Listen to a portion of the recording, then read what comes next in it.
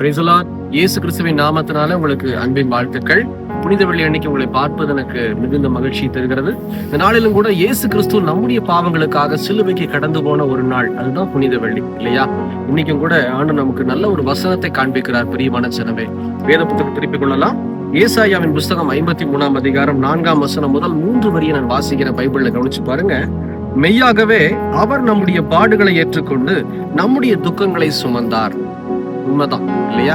நம்முடைய பாடுகளை இந்த இயேசு கிறிஸ்து பரிசுத்த தேவனாய் இருந்து, பிதாவாகிய தேவனுடைய ஒரே குமாரனாய் இருந்து, இதோ நமக்காக அவர் சாபமானார்.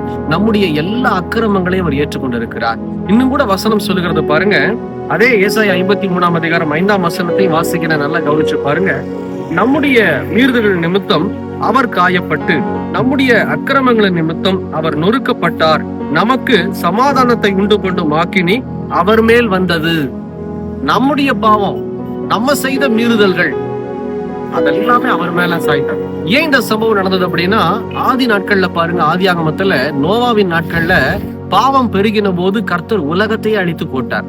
அன்னைக்கு நோவாவுக்கு வாக்குத்தத்தம் பண்ணாரு, இனி மறுபடியும் நான் தண்ணீர்னால உலகத்தை அழிக்க மாட்டேன், ஜனங்களை இப்படி அழிக்க மாட்டேன்னு சொல்லி ஒரு உடன்படிக்கை பண்ணினார். அதனுடைய காரியம் தான் இன்னும் நாள் வரையிலும், அதாவது 2025 வருஷத்துக்கு முன்னாடி பார்த்தோம் அப்படின்னா, அக்கிரமம் பாவமானது உச்சக்கட்டத்தை தொட்ட போது மறுபடியும் ஒரு அழிவை நான் கொண்டாட முடியாதுன்னு சொல்லி பிதாவாகிய தேவன் தம்முடைய ஒரே குமாரனாகிய இயேசு கிறிஸ்துவை உங்களுக்காகவும் எனக்காகவும், அதாவது நாம் செய்த பாவம், நம்முடைய மீறுதலுக்காக அவர் கொடுக்கப்பட்டார். இந்த உலகத்துக்கு இயேசு வந்ததனுடைய நோக்கமே ரத்தம் சிந்துவதற்காக, அடிக்கப்படுவதற்காக, நொறுக்கப்படுவதற்காக, அவமானப்படுவதற்காக, சிலுவையின் மரணத்துக்காகவே ஒப்பு கொடுக்கப்பட்டார்.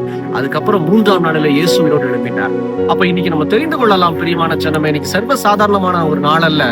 நம்ம 7 வார்த்தையை சும்மா தியானிச்சுட்டு சும்மா உட்கார்ந்துட்டு போயிருவோம் சபையில. தயவு செய்து, என் பாவத்துக்காக இயேசு சிலுவைக்கு போனாரு, என்னுடைய பாவத்துக்காக, நான் செய்த துரோகத்துக்காக, நான் செய்த மீறுதலுக்காக இந்த இயேசு அவமானப்பட்டார், இந்த இயேசு அடிக்கப்பட்டார், இந்த இயேசு நொறுக்கப்பட்டார், கடைசி சொட்டு ரத்தம் வரையில் எனக்காகவே சிந்தினார்னு சொல்லி என்னைக்கு உங்க இருதயத்துல நீங்க நினைக்கிறீங்களோ, அந்த நொடியில கர்த்தர் உங்க வாழ்வை ஆசீர்வதிக்க விரும்புகிறார். புரிஞ்சுக்குங்க, இயேசு கிறிஸ்து வேற யாருக்கோ வரல, கிறிஸ்தவங்களுக்காக மட்டும் வரல, பாவம் செய்கிற ஒவ்வொரு மனிதனுக்காகவும் இந்த இயேசு இந்த உலகத்துக்கு வந்தார். நீங்க இதை தெரிஞ்சுக்கிட்டீங்கன்னா கர்த்தர் உங்க அலைச்சல்களை மாற்றி உங்களை ஆசீர்வதித்து பலப்படுத்தி உயர்த்த விரும்புகிறார். அர்ப்பணிக்கிறீங்களா? கண்களை மூடி ஜெபிக்கலாமா? எங்களை நேசிக்கிற நல்ல ஆண்டவரே, இந்த வேலைக்காக ஸ்தோத்திரம். நீர் இந்த உலகத்துக்கு வந்ததனுடைய நோக்கம் எங்கள் பாவத்தை துடைக்க, எங்களுடைய சாபத்தை மாற்ற, நாங்க சிலுவையின் மரணத்துக்குள்ளாக ஒப்பு கொடுக்கப்பட்டீர் என்பதாய் நாங்கள் விசுவாசிக்கிறோம்பா. எங்களுக்கு தெரியும், எங்களை அர்ப்பணிக்கிறோம் ஆண்டவரே. இனி நாங்க பாவம் செய்யாதபடிக்கு, உம்மை துக்கப்படுத்தாதபடிக்கு வாழ எங்களை அர்ப்பணிக்கிறோம்னு சொல்லி அர்ப்பணிக்கிற பிள்ளைகளை கண்ணோக்கி பார்த்து இந்த நாளில் உங்களுடைய ரத்தம் கழுவட்டும், சுத்திகரிக்கட்டும், ஆசீர்வதிக்கட்டும். இயேசுவின் நாமத்தில் பிதாவே, ஆமேன், ஆமேன். கர்த்தர் உங்களை ஆசீர்வதிப்பாராக. உங்களுக்காக ஜெபித்துக் கொள்ளுங்கள். God bless you.